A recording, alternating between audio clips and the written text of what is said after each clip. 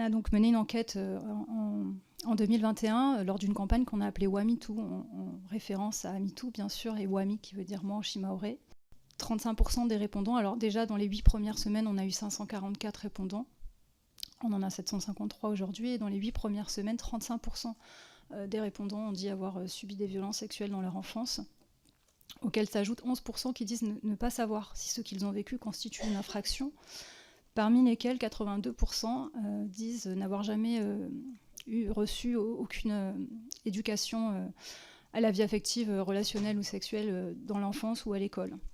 Ça, c'est important de le souligner parce qu'on a beaucoup entendu, et notamment ce matin, les avocates l'ont répété, le rôle de la prévention, le rôle de l'éducation. Et d'ailleurs, une des avocates disait ça serait bien qu'il y ait une loi qui oblige cette éducation. Et il y en a une, mais elle n'est pas du tout respectée. L'État a été condamné d'ailleurs depuis. On a beaucoup travaillé sur ça.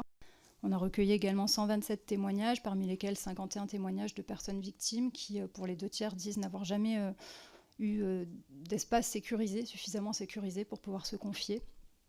Vous l'avez rappelé hier, je crois, l'insularité, l'interconnaissance et beaucoup d'autres facteurs qu'on aura le temps, j'espère, de donner un peu plus, en fait, une forme de logique universelle qu'on connaît, qui a été bien établie, et puis ensuite, évidemment, des spécificités locales. Pour terminer rapidement, alors il y a énormément de chiffres que je peux vous communiquer aujourd'hui. Mais pour rester encore sur cette enquête, 53% disent ne pas connaître la loi, 63% de ceux qui pensent la connaître se trompent, notamment en matière de délai de prescription.